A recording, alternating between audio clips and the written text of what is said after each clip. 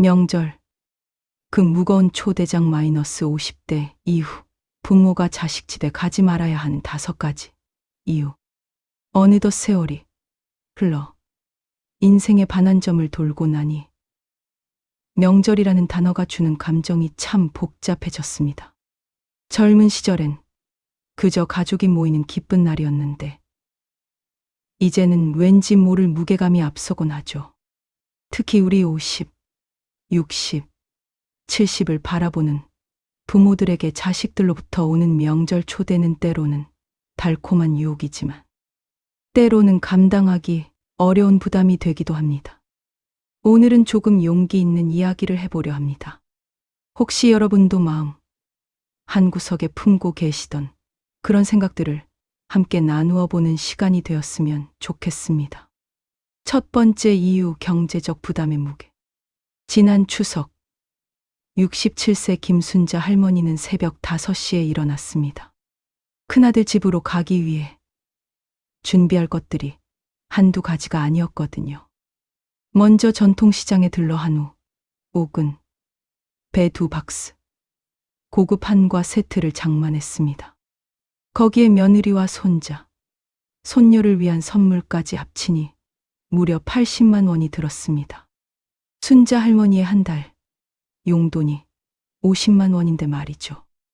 어머니, 뭘 이런 걸 다 사오셨어요. 그냥 오시기만 하면 되는데.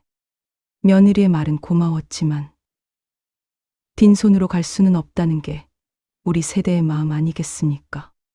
통계청 자료에 따르면 60대 이상 가구주의 평균 월 소득은 239만 원입니다. 하지만 명절 한 번 보내는 때 드는 평균 비용은 가구당 45만 원에 달합니다. 여기에 교통비, 선물비까지 포함하면 한 달 용돈의 대부분이 명절 하루에 사라지는 셈입니다. 더 안타까운 건 이런 경제적 부담을 숨기려는 우리의 마음입니다. 2022년 한 설문조사에서 60대 이상 응답자의 73%가 명절 비용 부담을 자식들에게 말하지 않는다고 답했습니다. 왜일까요? 자식들 앞에서 초라해 보이고 싶지 않은 마음, 그리고 부모로서의 체면을 지키고 싶은 마음 때문입니다. 하지만 생각해 보세요. 우리가 평생 모은 작은 재산을 명절, 선물과 용돈으로 조금씩 털어가면서까지 자식들에게 인정받아야 할까요? 진짜 효도는 부모의 경제적 여유를 빼앗는 것이 아니라 부모가 편안하게 노후를 보낼 수 있도록 하는 것 아닐까요? 당신도 혹시 명절만 다가오면 통장 잔고부터 확인하시는 건 아닌가요? 두 번째 이유, 며느리와의 미묘한 권력 다툼. 72세 박영희 할머니는 30년 넘게 며느리와 함께 명절을 보냈습니다. 처음엔 서로 어색했지만 시간이 지나면서 나름의 균형을 찾아가는 듯했습니다. 하지만 작년 설날 모든 게 바뀌었습니다. 어머니, 이제 음식은 제가 다 준비할게요. 어머니는 그냥 편히 쉬세요. 며느리의 말은 친절했지만 영희 할머니에게는 마치 이제 당신은 필요 없다는 선언처럼 들렸습니다. 부엌에서 30년간 칼을 쥐어오던 손이 갑자기 할 일을 잃었습니다. 거실에 앉아 며느리가 서둘러 음식을 준비하는 모습을 지켜보는데 왠지 모를 소외감이 밀려왔습니다. 그동안 자신이 담당했던 잡채 간도, 갈비찜 양념도 이제는 모두 며느리의 영역이 되어버렸습니다. 가족갈등연구소의 2023년 조사에 따르면 명절, 가족 갈등의 주요 원인 중 42%가 세대 간 역할 갈등이었습니다. 특히 시어머니와 며느리 사이의 갈등은 부엌 주도권에서 시작되는 경우가 많았습니다. 더 복잡한 거, 이런 갈등이 겉으로 드러나지 않는다는 점입니다. 서로 예의를 지키려 하지만 미묘한 신경전은 계속됩니다. 며느리는 시어머니가 간섭한다고 느끼고 시어머니는 내가 무시당한다고 느낍니다. 제가 이 집 며느리인데 어머니가 계속 이래라 저래라 하시면 저도 힘들어요. 며느리의 이런 말을 들은 적 있으신가요? 혹은 내가 평생 해온 음식인데 왜 내 방식은 안 된다는 거야? 라고 속으로 중얼거린 적은 없으신가요? 진실은 이렇습니다. 명절 하루를 위해 1년 내내 쌓인 감정의 앙금을 견뎌야 할 이유는 없습니다. 서로를 위해서라도 적당한 거리 두기가 필요한 때가 있습니다. 세 번째 이유, 건강한 경계선의 필요성. 59세 이정숙 씨는 지난 여름부터 무릎 관절염으로 고생하고 있습니다. 계단 오르내리기도 힘든 상황에서 큰딸이 전화를 했습니다. 엄마, 이번 추석에는 우리 집에서 해요. 아파트 17층인데 엘리베이터 있으니까 괜찮을 거예요. 하지만 정숙 씨가 걱정한 건 엘리베이터가 아니었습니다. 딸의 작은 아파트에서 하룻밤을 보내야 한다는 것. 낯선 침대에서 잠을 청해야 한다는 것. 그리고 무엇보다 자신의 몸 상태를 숨기고 괜찮은 척 연기해야 한다는 것이었습니다. 실제로 명절 당일 정숙 씨는 새벽 2시까지 잠을 이루지 못했습니다. 딱딱한 소파 베드, 낯선 베개, 그리고 벽 너머로 들려오는 사위의 코골이 소리까지. 다음 날 아침 온몸이 결렸지만 잘 잤다 하며 웃어야 했습니다. 대한노인병학회 자료에 따르면 60세 이상 성인의 78%가 하나 이상의 만성질환을 앓고 있습니다. 특히 관절염, 고혈압, 당뇨병 등은 환경 변화에 민감하게 반응합니다. 익숙하지 않은 공간에서의 수면은 혈압을 올리고 스트레스 호르몬 분비를 증가시킵니다. 더 중요한 건 우리의 감정적 건강입니다. 가족 상담 전문가들은 건강한 가족 관계는 적절한 경계선에서 시작된다고 말합니다. 부모와 성인 자녀는 각자의 생활 공간과 믿음을 존중해야 합니다. 엄마, 아빠는 집에서 편히 쉬세요. 우리가 문 안 들이러 갈게요. 이런 자녀의 배려야말로 진정한 효도가 아닐까요? 당신의 건강과 편안함을 위해 때로는 아니다라고 말할 용기도 필요합니다. 그것이 가족 모두를 위한 선택일 수 있습니다. 네 번째 이유, 손주들과의 세대 차이. 65세 최광수 할아버지는 손자를 무척 사랑합니다. 하지만 지난 설날 중학생인 손자 민호와 보낸 시간은 그리 유쾌하지 않았습니다. 할아버지, 안녕하세요. 짧은 인사를 마친 민호는 곧바로 자신의 방으로 들어가 문을 닫았습니다. 광수 할아버지는 손자와 오랜만에 이야기를 나누고 싶었지만 민호는 줄곧 휴대폰만 들여다봤습니다. 민호야, 할아버지랑 이야기 좀 하자. 요즘 공부는 어떻고? 네, 잘하고 있어요. 대화는 거기서 끝이었습니다. 저녁 식사 시간에도 마찬가지였습니다. 민호는 이어폰을 끼고 유튜브를 보면서 밥을 먹었습니다. 광수 할아버지가 밥 먹을 때는 휴대폰을 놔둬야지라고 말하자 민호의 아버지인 아들이 말했습니다. 아버지, 요즘 애들은 다 그래요. 너무 간섭하지 마세요.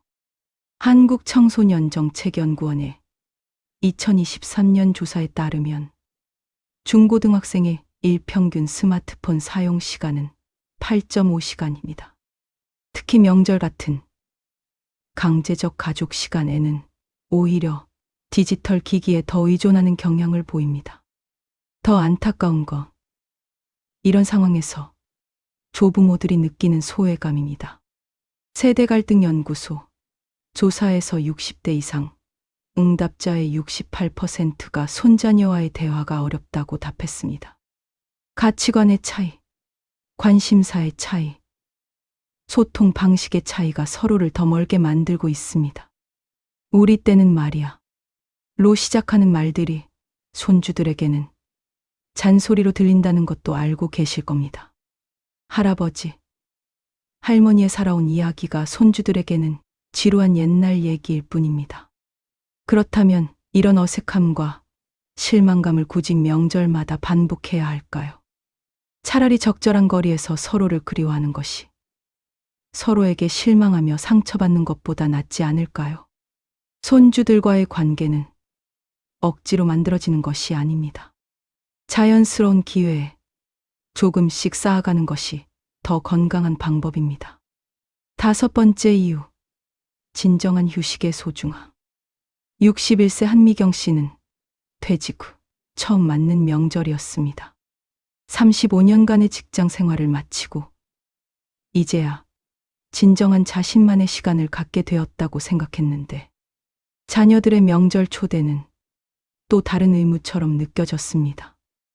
엄마, 이번 추석에는 우리 집에서 해요. 엄마 혼자 집에 있으면 쓸쓸하잖아요. 하지만 미경 씨에게 집에서 혼자 보내는 시간은 쓸쓸한 게 아니라 소중한 것이었습니다. 아침에 천천히 일어나서 좋아하는 음악을 들으며 차를 마시는 것, 읽고 싶었던 책을 펼쳐보는 것, 오후에는 동네를 산책하며 가을 햇살을 만끽하는 것. 이 모든 것들이 그녀에게는 새로운 삶의 선물이었습니다. 명절날 자식 집에 가면 이런 여유는 사라집니다. 새벽부터 일어나 준비하고 하루 종일 다른 사람들의 시간에 맞춰 살아야 합니다. 좋아하는 드라마를 보다가도 중간에 끊어야 하고 읽던 책도 내려놓아야 합니다. 서울대 노화고령사회 연구소의 2022년 연구에 따르면 65세 이상 노인의 주관적 행복도는 자율성과 가장 높은 상관관계를 보였습니다. 즉, 자신의 선택에 따라 시간을 보낼 수 있을 때 가장 행복감을 느낀다는 뜻입니다. 반대로 의무감에 의한 가족 모임은 오히려 스트레스 지수를 높였습니다. 특히 가족을 위해 자신을 희생해야 한다는 생각이 강한 중장년층일수록 명절, 우울감을 호소하는 비율이 높았습니다. 생각해 보세요. 우리는 언제까지 다른 사람의 기대에 맞춰 살아야 할까요? 젊은 시절에는 직장 상사의 눈치를, 자녀를 키울 때는 아이들의 필요, 그리고 이제는 성인이 된 자녀들의 효도 기대에 맞춰 살아야 하는 걸까요? 엄마도 이제 엄마만의 시간이 필요해. 집에서 편안하게 쉬고 싶어. 이렇게 말할 권리가 우리에게도 있습니다. 진정한 사랑은 때로는 거리두기에서 시작됩니다. 서로의 선택을 존중하고 서로의 시간을 배려하는 것이 더 성숙한 가족 관계가 아닐까요? 그렇다면 명절을 어떻게 보내야 할까요? 지금까지 5가지 이유를 말씀드렸지만 이것이 가족을 멀리하라는 뜻은 아닙니다. 다만 더 건강하고 지혜로운 방법을 찾자는 것입니다. 첫째, 경제적 부담을 덜어내세요. 비싼 선물 대신 진심 어린 안부 전화나 편지가 더 값질 수 있습니다. 자녀들도 부모님의 경제적 부담을 덜어드리는 것이 진정한 효도임을 알아야 합니다. 둘째, 서로의 영역을 존중하세요. 며느리의 부엌, 아들의 집은 이제 그들의 공간입니다. 조언은 요청받을 때만, 개입은 최소한으로 하는 것이 서로를 위한 배려입니다. 셋째, 자신의 건강과 컨디션을 최우선으로 생각하세요. 몸이 불편하다면 솔직하게 말씀하세요. 가족들도 부모님의 건강이 가장 소중하다는 것을 이해할 것입니다. 넷째, 손주들과는 그들의 방식으로 소통해 보세요. 억지로 대화를 나누려 하지 말고 그들의 관심사에 조금씩 다가가는 것도 방법입니다. 다섯째, 자신만의 명절 의미를 찾아보세요. 가족과 함께하는 것만이 의미 있는 명절이 아닙니다. 혼자만의 조용한 시간도 오래된 친구들과의 만남도 소중한 명절이 될 수 있습니다. 마무리하며 사랑하는 여러분, 오늘 이야기가 조금은 낯설고 어색하셨을 수도 있습니다. 우리는 평생 가족을 위해 살아왔고 그것이 당연하다고 생각해왔으니까요. 하지만 이제는 우리 자신을 위한 선택을 할 때입니다. 가족을 사랑하되 건강한 거리를 유지하고 효도를 받되 부담을 주지 않으며 손주들과 만나되 억지로 친밀감을 강요하지 않는 것. 진정한 가족의 사랑은 함께 있는 시간의 양이 아니라 서로를 이해하고 배려하는 마음의 깊이에서 나옵니다. 명절 하루를 억지로 함께 보내는 것보다 1년 내내 서로를 걱정하고 안부를 묻는 것이 더 큰 사랑일 수 있습니다. 자녀들에게 이렇게 말해보세요. 너희들도 이제 어른이니까 너희만의 명절을 만들어 가거라. 엄마, 아빠는 집에서 편안하게 쉬면서 너희들이 잘 지내는 모습을 마음으로 바라보고 있을게. 이런 선택이 처음에는 어색할 수 있습니다. 하지만 조금씩, 천천히 익숙해질 겁니다. 그리고 언젠가는 이 선택이 가족 모두에게 더 큰 행복을 가져다 주었다는 것을 깨닫게 될 것입니다. 지금이라도 늦지 않았습니다. 올해 명절부터 조금씩 변화를 시도해 보세요. 내 마음이 편안해야 가족들에게도 진정한 사랑을 줄 수 있다는 것을 기억하시기 바랍니다. 오늘 이야기가 여러분의 마음의 작은 위로가 되었기를 바라며 모든 분들이 진정으로 편안하고 행복한 명절을 보내시길 진심으로 응원하겠습니다. 혹시 오늘 이야기가 도움이 되셨다면 구독과 좋아요로 더 많은 분들과 함께 나눠주시면 감사하겠습니다. 다음에 또 좋은 이야기로 찾아뵙겠습니다. 고맙습니다.